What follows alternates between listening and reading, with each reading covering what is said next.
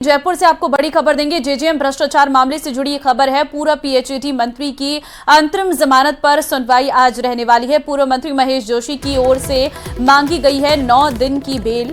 पत्नी के निधन के बाद रीति रिवाज पूरी करने के लिए ये बेल मांगी गई है और इससे पहले 28 अप्रैल को जोशी को दी गई थी 4 दिन की अंतरिम जमानत। गुरुवार को पूर्व मंत्री जोशी को सेंट्रल जेल लाया गया था। तो जेजेएम भ्रष्टाचार से जुड़ा ये पूरा मामला है, जिसमें आपको बता दें कि पूर्व मंत्री महेश जोशी को वापस से सेंट्रल जेल में लाया गया है। 28 अप्रैल को दरअसल जोशी को अंतरिम जमानत दी गई थी 4 दिन की, क्योंकि उनके पत्नी के निधन के बाद जो रीति रिवाज हैं उन्हें वो अदा कर सके, इसके लिए उन्हें अंतरिम जमानत दी गई थी। जानकारी आपको दे दें कि पूर्व पीएचईडी मंत्री जो जेजेएम भ्रष्टाचार मामले में संलिप्त बताए गए हैं, उनकी ईडी ने गिरफ्तारी की थी। 4 दिन की पूछताछ ईडी ने की। उसके बाद जब कोर्ट परिसर में उन्हें लाया गया था 4 दिन के रिमांड के बाद, तो उनके पत्नी के निधन की जानकारी निकलकर सामने आई, जिसके बाद उन्हें 4 दिन की अंतरिम जमानत 28 अप्रैल को दी गई थी। और अब क्योंकि उनकी 4 दिन की अंतरिम जमानत खत्म हो गई थी, तो गुरुवार को पूर्व मंत्री जोशी को सेंट्रल जेल लाया गया है। लेकिन अभी उनकी मांग है कि उन्हें 9 दिन की और बेल दी जाए, ताकि वो पत्नी के निधन के बाद रीति रिवाज पूरी कर सके। जयपुर इंटरनेशनल एयरपोर्ट से जुड़ी खबर है। बेंगलुरु और पुणे से दिल्ली की फ्लाइट्स जयपुर डाइवर्ट की गई हैं। दिल्ली और आसपास के इलाकों में मौसम खराब, दिन भर में कई और फ्लाइट्स के डाइवर्जन की आशंका है। तेज आंधी, बारिश, ओले गिरने के चलते मौसम खराब हो गया है। मौसम साफ होने की स्थिति में फ्लाइट्स वापस दिल्ली लौटेंगी। दिल्ली बाउंड 40 फ्लाइट्स को अलग अलग शहरों में डाइवर्ट किया गया है। 100 से अधिक फ्लाइट्स का शेड्यूल मौसम के चलते गड़बड़ा गया है। तो देखिए, आपको दिक्कतों का सामना करना पड़ सकता है, क्योंकि दिल्ली एनसीआर में मौसम पूरी तरीके से खराब हो चुका है। हितेंद्र संवाददाता से अधिक जानकारी ले लेते हैं। हितेंद्र, देखिए, जयपुर इंटरनेशनल एयरपोर्ट में कई दिल्ली की फ्लाइट्स को डाइवर्ट कर दिया गया है। क्या अपडेट है आपके पास? जी, ये पूरे नॉर्थ इंडिया के काफी बड़े हिस्से में जो है आंधी, बारिश, ओले, इस तरह का जो है मौसम खराब होने की जो है सूचनाएं हैं, कई खबरें हैं। तो इस बीच जो है दिल्ली और आसपास के इलाकों में मौसम ज्यादा खराब है। इसके चलते जो है तकरीबन 40 दिल्ली बाउंड फ्लाइट्स को जो है इधर उधर के शहरों में डाइवर्ट किया गया। उसमें से जयपुर भी एक शहर है, और यहाँ भी जो है तकरीबन सुबह से 2 फ्लाइट्स जो है बेंगलुरु और पुणे की जो फ्लाइट्स हैं जो दिल्ली जानी थी, वो जयपुर की तरफ डाइवर्ट की गई हैं। इसके अलावा जो है नॉर्थ इंडिया में सैकड़ों फ्लाइट्स जो है उनका शेड्यूल मौसम खराब होने के चलते गड़बड़ा गया है। काफी कुछ फ्लाइट। लेकिन जयपुर का मौसम कैसा है हितेंद्र? जी, जयपुर में तेज धूल भरी आंधी चल रही थी, लेकिन अब कुछ उससे राहत है। जो आंधी की जो हवाओं की जो स्पीड है वो पहले के मुकाबले काफी कम हो गई है। सुबह जो है 6-7 बजे के आसपास जो है काफी तेज हवाएं जो है यहाँ चल रही थी जयपुर में। और राजस्थान में आंधी तो एक जो है इस मौसम में आंधियां तो चलती ही हैं, और उनकी काफी स्पीड भी काफी होती है। और कुछ जगहों पे जो है यहाँ भी जयपुर के आसपास जो है थोड़ी बारिश के बारे में भी सूचना मिली है। जी, धन्यवाद आपका तमाम जानकारी देने के लिए हितेंद्र। से आपको बड़ी खबर देंगे। गिरिजा व्यास की पार्थिव देह उदयपुर लाई गई है। दैत्यमगरी स्थित निवास स्थान पर पार्थिव देह रखी गई है। अहमदाबाद में इलाज के दौरान निधन हो गया था।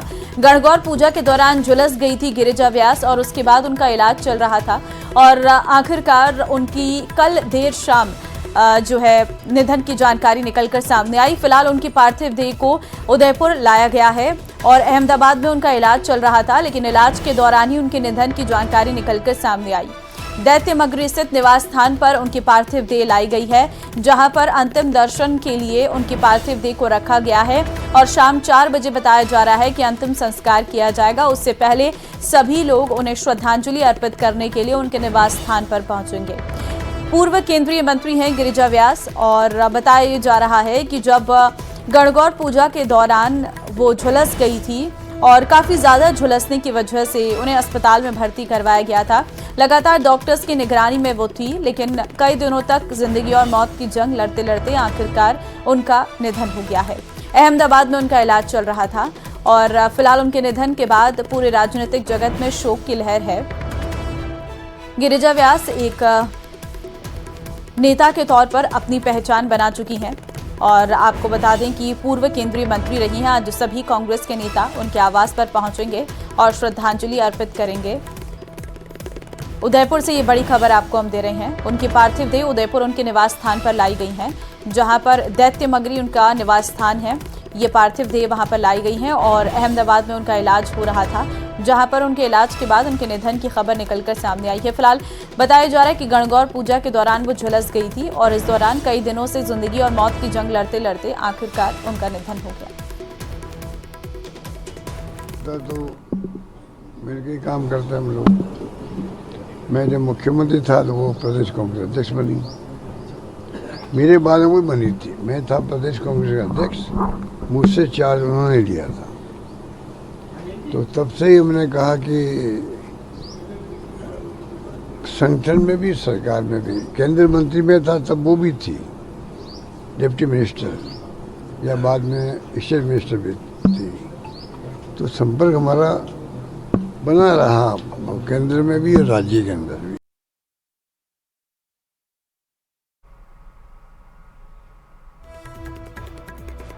तो पूर्व श्री अशोक गहलोत को आप सुन रहे थे, जिनका साफ तौर पर कहना था कि हमारा तालमेल काफ़ी अच्छा था, सरकार में भी और संगठन में भी इनकी भागीदारी बहुत अच्छी थी और आज नम आंखों के साथ हर कोई उन्हें विदाई दे रहा है।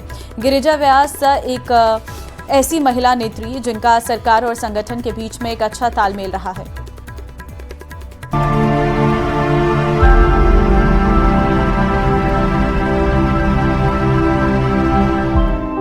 वरिष्ठ कांग्रेस नेता और पूर्व केंद्रीय मंत्री डॉक्टर गिरिजा व्यास का निधन हो गया। उन्होंने अहमदाबाद के जाइडस अस्पताल में अंतिम सांस ली। कुछ दिनों पहले उदयपुर स्थित उनके निवास पर गणगौर पूजा के दौरान अचानक साड़ी में आग लग गई थी, जिससे वे करीब 90% तक झुलस गई थी। साथ ही गिरने की वजह से उनके सिर में गंभीर चोट आई थी। हादसे के बाद से लगातार उनका इलाज चल रहा था, लेकिन आखिर में जिंदगी की जंग हार गईं। तो हर जगह गिरिजा जी का बहुत बड़ा योगदान उदयपुर को रहा है। उदयपुर इसको कभी भूल नहीं पाएगा और जो क्षति उदयपुर को हुई है वो उसका भरपाई कोई दूसरा नेता कर नहीं पाएगा। डॉक्टर गिरिजा व्यास की क्षति मेवाड़ के लिए एक बहुत बड़ी घटना है। इसके लिए सारा समाचार सुनते ही लोगों को बड़े स्तंभ हो गए।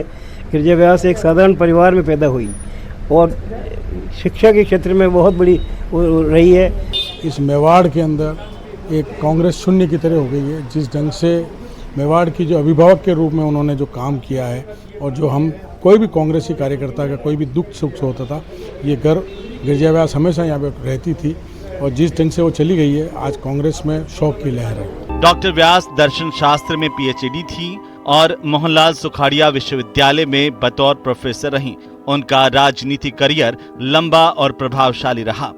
उनकी राजनीतिक यात्रा में महिला अधिकारों और शिक्षा के क्षेत्र में उनके योगदान को विशेष रूप से याद किया जाता है।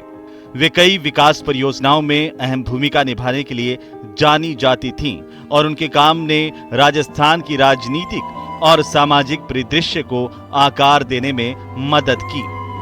8 जुलाई 1946 को उदयपुर में गिरिजा व्यास का जन्म हुआ था। 1977 से 1984 तक वे उदयपुर कांग्रेस के जिलाध्यक्ष रहीं।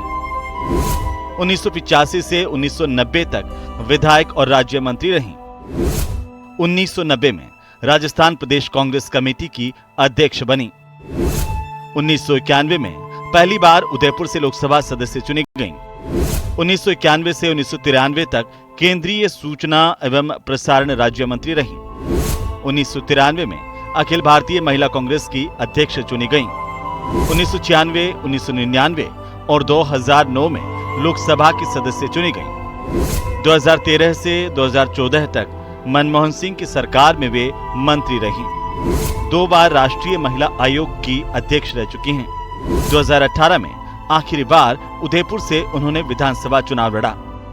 डॉक्टर गिरिजा व्यास का निधन भारतीय राजनीति और समाज के लिए एक बड़ी क्षति है। उनके संघर्षपूर्ण जीवन और समाज के प्रति उनके योगदान को हमेशा याद रखा जाएगा। Bureau report, news 18 Rajasthan.